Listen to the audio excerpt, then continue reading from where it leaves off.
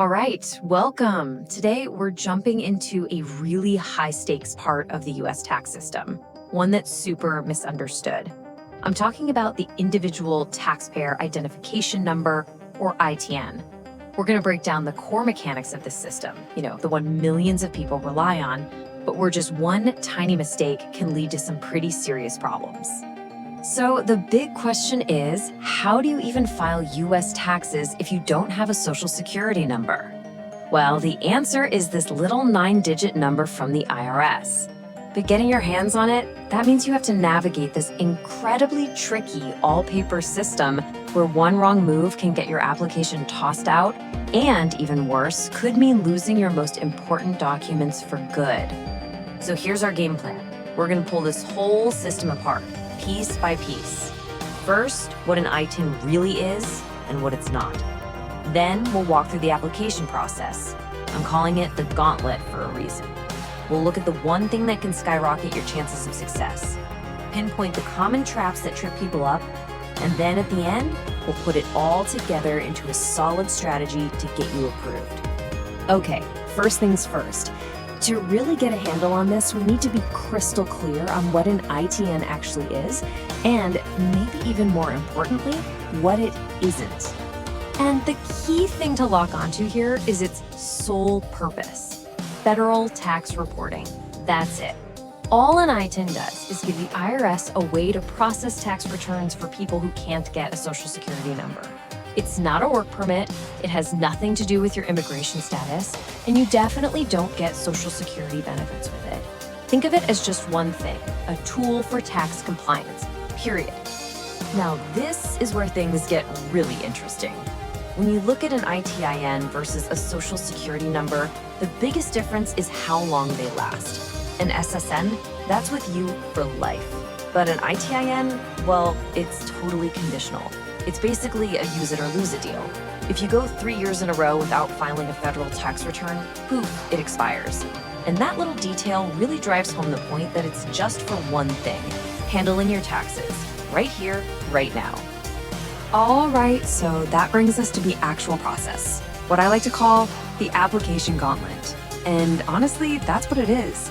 The whole thing is built on this really fragile, paper-based system that frankly puts all the risk right on your shoulders. So your application package really boils down to 3 things. You've got the Form W-7, which is your official application. You need a US federal tax return to prove you actually need the ITIN.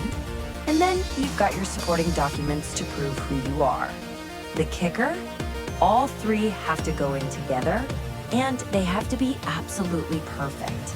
One little mistake on any of them, and the whole thing gets rejected. And believe me, this isn't just me saying it's risky. The National Taxpayer Advocate has called them out on it. This whole system of mailing physical documents back and forth isn't just inefficient. It puts your most critical documents, we're talking about your actual passport here, in real danger. And if you need a number to understand just how real that danger is, look at this. Just last year, in 2023, the IRS actually destroyed almost 8,000 documents because they lost touch with the applicants. This isn't just some theoretical risk. I mean, when you put your original passport in the mail, you are literally running the risk that it could be lost or even destroyed. Okay, so you're probably thinking there's gotta be a better way, right? How do you get through this mess without sending your passport into a black hole? Well, all the data points to one single critical solution, using what's called a certifying acceptance agent, or a CAA. Now, it is absolutely vital to understand the difference here. You have a regular acceptance agent, or AA, who can help with the paperwork, but they still have to mail your original documents. But then you have a certifying acceptance agent, a CAA. And here's the game changer. They're authorized by the IRS to authenticate your documents. That means they can look at your passport, verify it's legit, and then hand it right back to you on the spot. Just like that, the risk of mailing your passport is completely gone. And look, the numbers on this are just undeniable. If you mail your application in, you're looking at about a 69% chance of getting approved. But if you go through a CAA, that number jumps all the way up to 86%. And maybe even more telling is this. If you mail it in, you're more than twice as likely to get flat out rejected. The difference is huge. So right there, that's the core reason why this works. The CAA's power to authenticate your documents completely de-risks the whole process. It's not just about keeping your passport safe in your hands. It's also that the CAA makes sure your entire application package is buttoned up and correct before it ever goes to the IRS. So you get peace of mind and a much better shot at success. But, knowing how to succeed is only half the battle. It's just as important to know why things go wrong. So let's dive into the most common reasons these applications get rejected. Okay, so a lot of these are what you might expect. Simple mistakes, like forgetting to include the tax return. But I really want you to pay attention to that last one on the list, the whole notarized versus certified copy thing. This is a subtle but absolutely critical trap that gets so many people rejected. And this is one of those expert-level details where the IRS does not mess around. A certified copy has to come from the same agency that gave you the original document, like the passport office. It's an official copy. A notarized copy? That just means a notary public watched you sign a piece of paper. The notary isn't verifying the document, just your signature. And for the IRS, that's a huge no. If you send in a notarized copy, it's an automatic rejection. Game over. Okay, we've looked at what an ITIN is, we've walked through the risky process, and we've pinpointed the biggest failure points. So now, let's pull all that together into a straightforward, actionable game plan for success.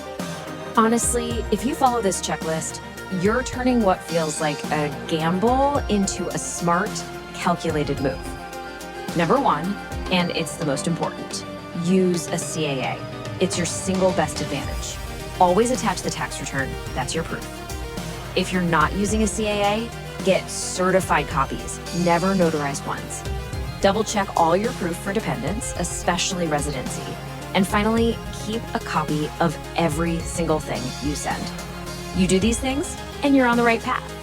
And all of this brings us to one final, really important question. The ITIN system is obviously crucial for making sure everyone pays their taxes. But when you look at how it's built, it forces people into a really tough spot. You either risk sending your most precious documents through the mail, or you have to pay what can be a lot of money for an expert to help you do it safely. So you have to ask, is a system like that putting way too much of a burden on the very people it's supposed to be helping?